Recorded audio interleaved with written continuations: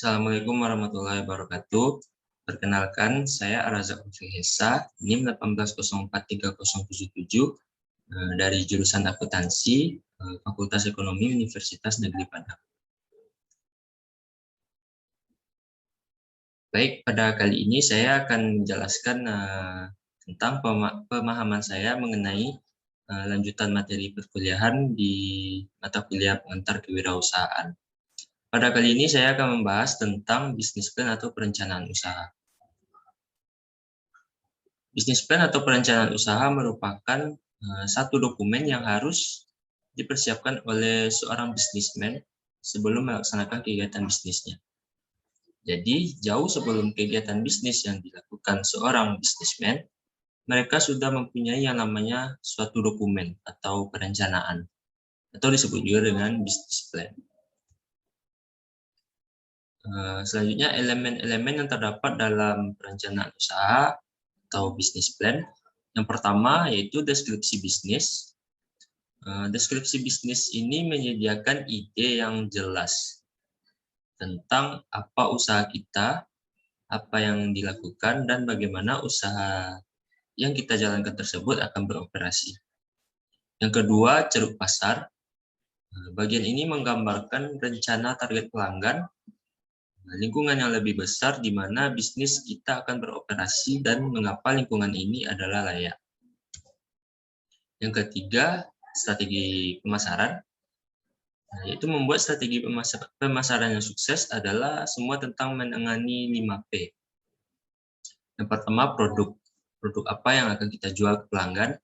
Yang kedua, harga. Itu berapa banyak yang akan kita tetapkan. Yang ketiga, orang.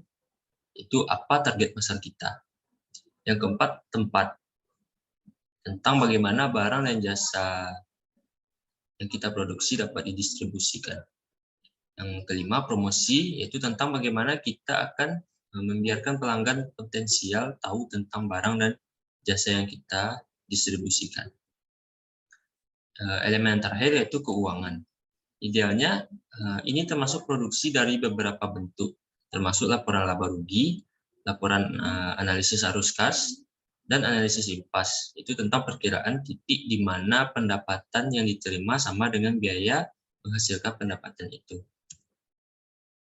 Selanjutnya, tujuan bisnis plan.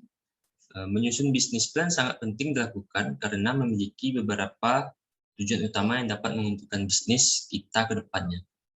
Berikut antara lain beberapa tujuan dari adanya bisnis plan. Pertama, dapat membantu kita agar tetap kreatif dan fokus pada tujuan yang kita tetapkan saat awal ingin membuka sebuah usaha baru.